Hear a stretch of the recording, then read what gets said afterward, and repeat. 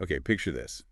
You're way up high in the mountains, and instead of like city noise, Mhm. what you mostly hear is wood being shaped and maybe someone strumming a guitar. Yeah, it's a real place. We're talking about Paracho, Mexico, Huh. often called the guitar capital of the world. Right, so that's what we're diving into today, the authentic guitars from Paracho. Exactly. We're drawing from some great text that really paints a picture of this town and its, deep musical roots. And our mission here is to really get under the hood, understand the artistry, the history, I mean, centuries of it, and just the soul that goes into these guitars. And figure out, do they genuinely stack up against the big global names? We want to give you a shortcut to understanding what makes this place tick. So Paracho, you get there, and what's the vibe? Well, first thing you might notice is this huge brass guitar statue.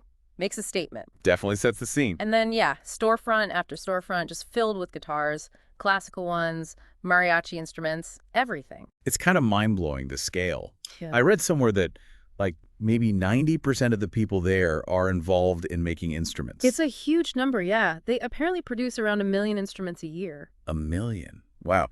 But we're focusing more on the handcrafted stuff today, right? Not the mass-produced ones? Absolutely. While they do make more affordable models, the real story, the soul of Paracho, lies with the master luthiers and their handcrafted instruments. That's where the tradition really lives. Precisely. And to get that, you really have to go back. Way back. How far back are we talking? We're talking 16th century. Wow. So Spanish missionaries involved? Uh-huh. Bishop Vasco de Quiroga was a key figure. He worked with the indigenous Purépecha people. Okay, so what was his role? Well, the idea, apparently, was to help villages become self-sufficient by giving each one a specific craft. Makes sense. And Paracho, surrounded by all these pine forests, well, woodworking was the natural fit. So the Spanish brought the guitar concept, maybe. Sort of, yeah. They brought the techniques, but the Purépecha people were already master woodworkers, so it wasn't just copying. Ah, so it was a blend, a fusion. Exactly. They merged Spanish methods with their own deep knowledge, creating something really distinct, a unique Paracho style. And that's what people still go there for today. Yeah, for a few reasons. One is the sound people talk about, this rich, resonant quality. Okay. Two, the look. Often really intricate designs, beautiful craftsmanship. And the third? Maybe surprisingly, the affordability, especially compared to some other handcrafted guitars. It makes it a real destination for musicians. Right, because usually when you think high-quality guitars, you think, I don't know, Martin? Taylor? Or maybe Spain, yeah, with its long lutherie history. It's easy to assume the best only comes from those places. That's a common trap, I guess. It is, and it can make you overlook amazing work happening elsewhere, like in Paracho. So we need to look beyond just the brand name. Okay, so how do we assess that? What makes a guitar genuinely well-crafted, authentic? Well, authenticity really comes down to a few key things. First, the luthier's skill, their expertise, their artistry. Right, the human element. Definitely. Then the quality of the materials they choose. Wood matters a lot. Mm-hmm. And finally, the guitar's voice, its unique sound, how it feels to play, its character. So the materials in Paracho, are they using top-notch woods? Oh, absolutely. The serious luthiers use fine hardwoods, cedar, rosewood, spruce. And then where do they get them? Interestingly, they often import them. From Brazil, maybe Canada, places known for great timber, though they do use local pine too, especially for more affordable models, which connects back to their history. And it's not just the wood itself, it's the knowledge, right? Passed down through generations. Exactly. That generational wisdom is huge. It's this Yeah. deep pool of experience. But it's not just sticking to the old ways. Oh. No, you see this cool mix of tradition with, like, modern precision, even some real innovation in how they build them. The article paints such a cool picture of the town itself. Hmm. Like the sound of guitars being made is just everywhere. Yeah, you can almost hear it, right? The tapping, the sanding. It describes a visit to Salvador Castillo's workshop. He's a fourth-generation luthier. Specializing in flamenco guitars. That's his thing, yeah. And the description, the smell of cedar and varnish, tools everywhere, it really puts you there. It does. And his process sounds intense. Picking the cedar top, carving the neck. Right, and using that traditional curve knife, which is apparently a Purépecha woodworking technique, that lineage is still there. And the time involved. You mentioned 3 months earlier? Often, yeah. For just one guitar. Think about that focus. Planing the wood super thin, shaping the soundboard just right. The soundboard acts like a speaker, right? Pretty much. And then placing those fan braces inside. Super precise work. Those little strips of wood shape the whole sound. And it's not just function. There's artistry, too, like the rosette, that pattern around the sound Oh hole. yeah, that's often like the luthier's signature. Yeah. Castillo's had abalone and pearloid inlay, apparently. Really detailed, beautiful work. And the final result, the sound. Described as warm, vibrant. A masterpiece born of skill and passion. Clearly not something off a factory line. And it's not just classical or flamenco guitars they make there, is it? Not at all. That's another amazing thing, the diversity. They make tons of traditional Mexican instruments. Like from mariachi bands. Exactly. The vihuela, that small, high-pitched one, Yeah. and the guitarrón, the big, booming bass guitar, both crucial for mariachi. What else? You've got bajo sextos and bajo quintos for norteño music, tipples, cuatros, instruments connected to traditions across Latin America. It's a real hub. And each luthier puts their own spin on it. Totally. Some are very traditional. Others get really creative with modern designs, different inlays, gold, silver, even tile sometimes. It's their personality coming through. The text mentions a younger luthier, Juan Carlos Huipe, doing some innovative stuff. Yeah, he sounds fascinating. He apparently uses alcohol and, get this, fire to find tiny imperfections in the wood before finishing. Fire. Seriously. Yeah, to ensure a flawless surface. Talk about dedication. Wow. And his flamenco guitar? Spruce top, mahogany back, said to have a really crisp, bright tone. And the amazing part, it apparently costs around $3,000. Which compares.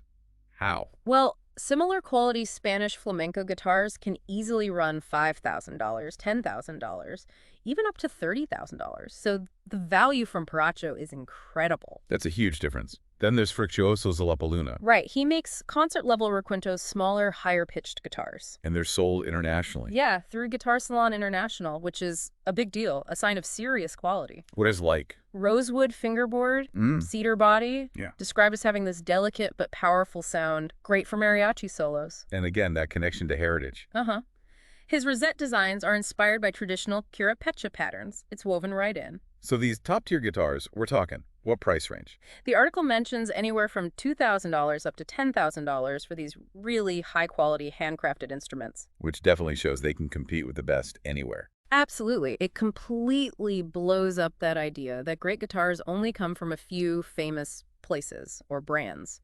Paracho was playing at that level. And it feels like it's so much more than just a business there. It's cultural. Oh, totally. The text really stresses that. Guitar making is tied to their identity, their 480-year history, the resilience of the Purépecha people. It's their story, told in wood and strings. Beautifully put, yeah.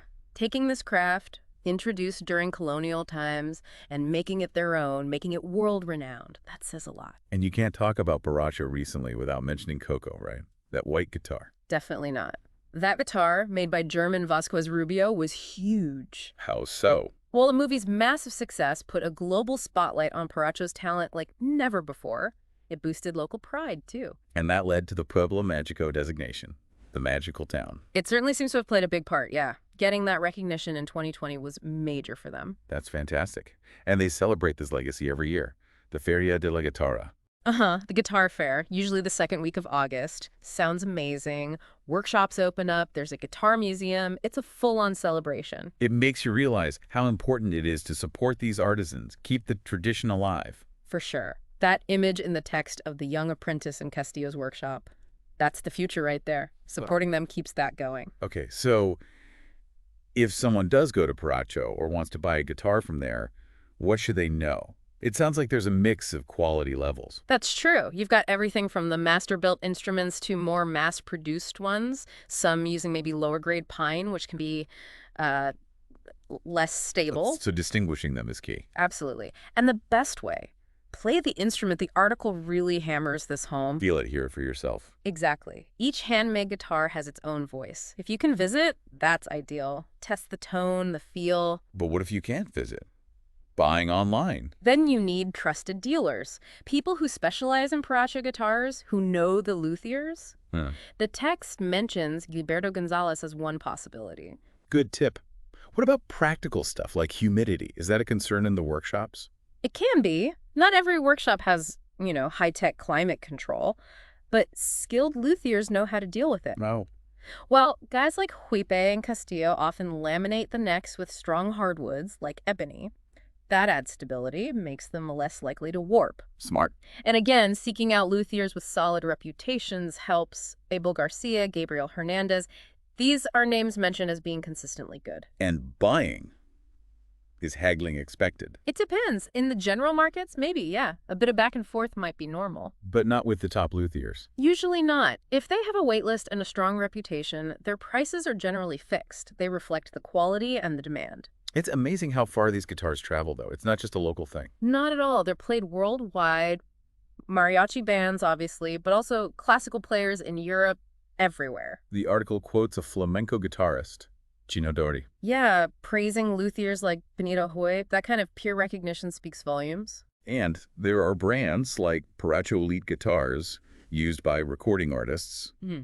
even that Colombian tipple. Right. Shows their reach into different musical genres, too. And then, yeah, the Coco guitar replicas are everywhere culturally. But the real gems are the handcrafted ones. Absolutely. Those offer that concert level sound, maybe from $500 for a decent handmade one up to $10,000 for a masterpiece. It really does challenge the dominance of the big established brands. Hearing all this, it really does change how you might think about where great instruments come from. Your description of visiting sounds like it really shifted your perspective. Oh, completely. It kind of shattered some of my own ideas. Seeing that blend of deep, deep tradition right alongside real innovation, it was inspiring. And this idea that each guitar tells a story. Yeah, from the pure Pecha designs and the rosette to just the feel of the wood shaped by skilled hands. They're not just objects. They carry that history. It makes you want to look beyond the mainstream more often. Definitely. Appreciate these artisans who are keeping cultural heritage alive through sheer skill and passion. And maybe, just maybe, plan a trip. It's tempting, isn't it, to walk those streets, hear the sounds, maybe hold one yourself, connect with it directly. So wrapping this up, Paracho is clearly way more than just a town that makes guitars. It's a living hub of authentic craftsmanship. A place where that 480-year heritage meets innovation, creating instruments that genuinely stand tall on the world stage. And finding those hidden gems, like the guitars from Juan Carlos Huipe or Fructuoso Luna, that's the proof right there. Exactly. They represent that whole legacy, the pure Pecha resilience, the artistry, and yeah, a real challenge to our usual ideas about what makes a guitar great. So a question for you listening. What's your favorite kind of guitar sound? Have you ever played a handmade instrument? Or maybe even been somewhere like Paracho? We'd love to hear your stories, because sometimes, as we found today, the most amazing things are found a bit off the beaten path. You just have to listen closely.